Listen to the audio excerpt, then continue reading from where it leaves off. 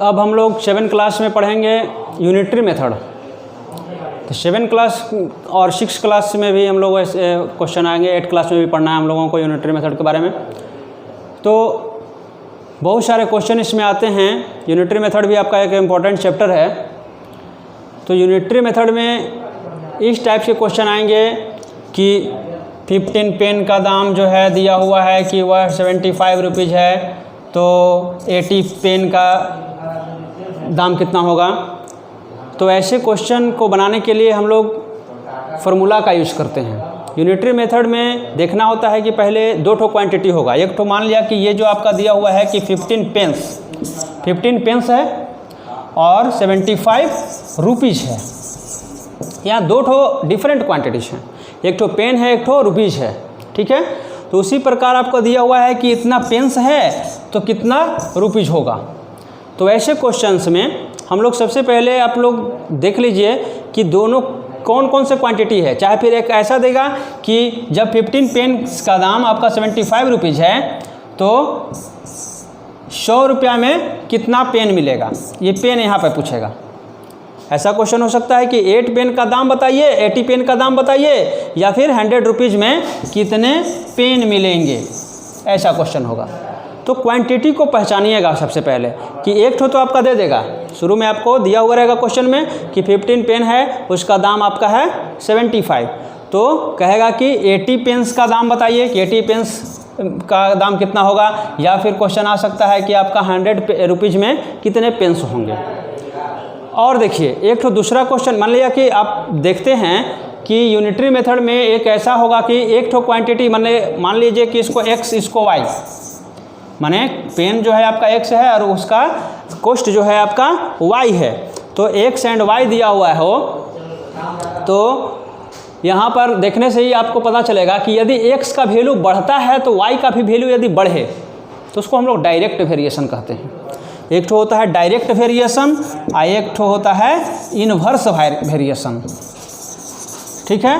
तो direct variation सीखिए सबसे पहले कि डायरेक्ट वेरिएशन क्या होता है, और एक होता है इनवर्स, वो भी समझ लीजिए कि इनवर्स क्या है, इनवर्स वेरिएशन।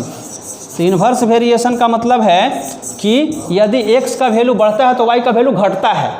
जैसे देखिए, जैसे इनवर्स वेरिएशन में आप डायरेक्ट वेरिएशन तो समझ गए कि डायरेक्ट वेरिएशन में क्या होगा कि यदि एक ठो कलम लिए तो उसका दाम है 5 रुपया, 2 को कलम लीजिएगा तो दाम एकदम बढ़ेगा, 10 रुपया हो जाएगा, 5 को कलम लीजिएगा 25 रुपया हो जाएगा। मतलब कि x यदि बढ़ रहा है तो y भी बढ़ रहा है।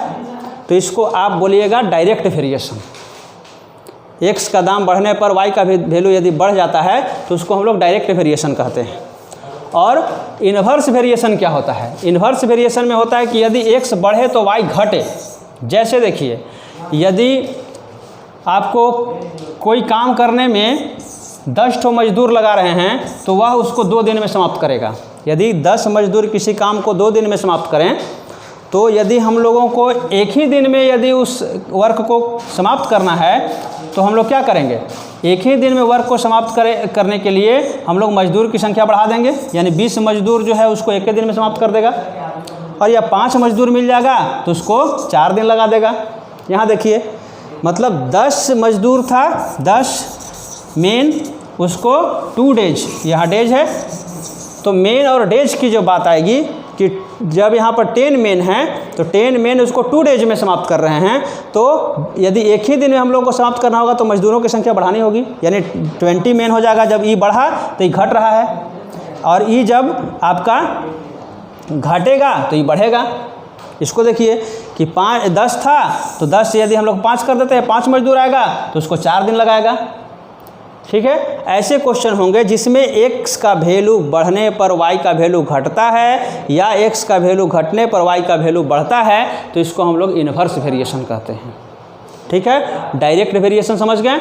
जैसे 1 केजी शुगर का अभी दाम है 40 रुपया, 2 किलो खरीदेंगे तो 80 रुपया देना पड़ेगा, 3 किलो खरीदेंगे तो 120 रुपया देना पड़ेगा। मतलब 1 किलो, 2 किलो, 3 किलो, यदि x बढ़ रहा है तो y भी बढ़ रहा है, तो इसको हम लोग डायरेक्ट बोलेंगे। और जो एक ठो बढ़ेगा दूसरा घटेगा तो उसको इनवर्स वेरिएशन कहेंगे हम लोग, ठीक है। दोनों का अलग अलग फार्मूला है। और एग्जांपल ले लीजिए इनवर्स वेरिएशन का। जैसे क्वेश्चन आता है कि यदि किसी हॉस्टल में कोई एक तो हॉस्टल है, इस हॉस्टल में दिया हुआ रहेगा कि यदि 100 स्टूडेंट्स के लिए भोजन रखा हुआ है, खाना का सामग्री है, और 100 स्टूडेंट उसको 30 डेज में खा सकते हैं। ठीक है, तो 100 स्टूडेंट उसको 30 डेज में खा सकते हैं, और आप समझिए कि 100 स्टूडेंट 30 डेज लगा रहे हैं उसको, उस भोजन को करने में, तो 150 गो स्टूडेंट आ जाएगा, 50 गो स्टूडेंट और बढ़ जाएंगे, तो उस भोजन को कितने दिन में करेंगे, और कम दिन हो जाएगा, मान लेते हैं कि 21 डेज में कर देंगे। फिर 200 आ जाएगा तो उसको 15 दिन में ख़त्म कर देंगे। मतलब यहाँ देखने से मिल रहा है कि नंबर ऑफ़ स्टूडेंट्स बढ़ रहे हैं, तो यहाँ डेज जो है, नंबर ऑफ़ डेज जो है कम होते जा रहा है। मतलब ज़्यादा स्टूडेंट आएगा तो कम दिन में उस भोजन को ख़त्म कर देगा। तो यहाँ पर स्टूडेंट्स एंड डेज है, तो यह इन्वर्स वेरिएशन है। तो इन्वर्स वेरिएशन और डायरेक्ट वेरिएशन समझ पाए दोनों। उसके बाद देखिए, अब डायरेक्ट वेरिएशन और इन्वर्स वेरिएशन का कुछ फार्मूलेज है। तो डायरेक्ट वेरिएशन जब आप समझ लीजिएगा कि ये क्वेश्चन डायरेक्ट वेरिएशन का है, तो आप क्या कीजिएगा कि ये फार्मूला लगाइएगा कि दिया हुआ है कि यदि उसमें x1 बाई y1 कीजिएगा is equal to x2 by y2 कीजिएगा। एग्जाम्पल देखिए, x1 by y1 is equal to x2 by y2 होगा। x1 क्या होगा, y1 क्या होगा, एग्जाम्पल से आप समझेंगे। तो देखिए, मान लेते हैं कि दिया हुआ है कि 15 pence, the cost of 50 pence is equal to 75 rupees. ठीक है, the cost of 50 pence is equal to 75 rupees है। तो आपको फाइंड करना है कि 50 पेंस यानी 50 पेंस का दाम कितना होगा, यहाँ वाट है। तो अब आप क्या कीजिएगा कि मानिएगा कि यह x1 है और इसका जो कॉस्ट है वो y1 है। मतलब ये फर्स्ट में जो दिया हुआ है यह 1 दोनों, मतलब ये x1 हो गया, ये y1 हो गया, और ये x2 आपको दिया हुआ है और y2 फाइंड करना है। y2 नहीं है मालूम। ठीक है, तो y2 आपको नहीं मालूम है, तो इस फार्मूला पर आ जाइए आप कि x1 बाई y1, मतलब x1 है आपके पास, ये हो गया आपका x1। मान लीजिएगा late x1 is equal to हो गया आपके पास 15 पेन जो है आपका, ये x1 है, और y1 हो गया आपका 75 रुपीज़। ठीक है, और x2 आपके पास है 50 को पेन का दाम निकालना है, और y2 जो है आपके पास वाट है, जो कहते हैं। ठीक है, तो इसको क्या कीजिएगा आप, ये है फार्मूला जो आपका है x1 बाई y1, तो x1 बाई y1 कीजिएगा। तो x1 कितना था आपके पास, x1 है 15, तो आप लिख दीजिएगा कि x1 by y1 is equal to x2 by y2 है ना। तो हो जाएगा आपके पास x1 के जगह पर लिख दीजिएगा 15 बाई y1 कितना है आपके पास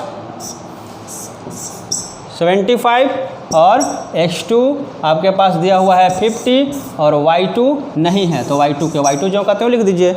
अब इसको आप सोल्व कर लीजिएगा, तो तिरछी गुना होता है, क्रॉस मल्टीप्लिकेशन कीजिएगा। तो y2 में 15 से तो हो जाएगा आपका 15y2 is equal to 50 into 75, जो कहते हो लिख दीजिएगा 50 इंटू 75।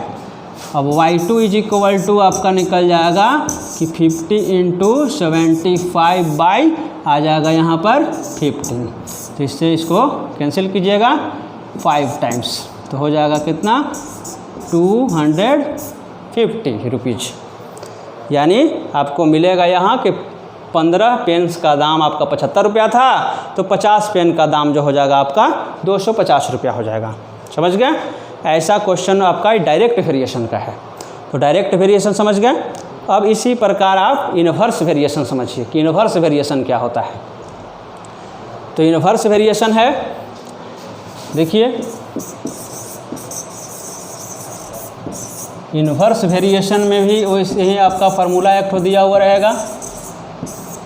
तो इन्वर्स वेरिएशन में है कि x1 by x2, x1 by y1 करिए।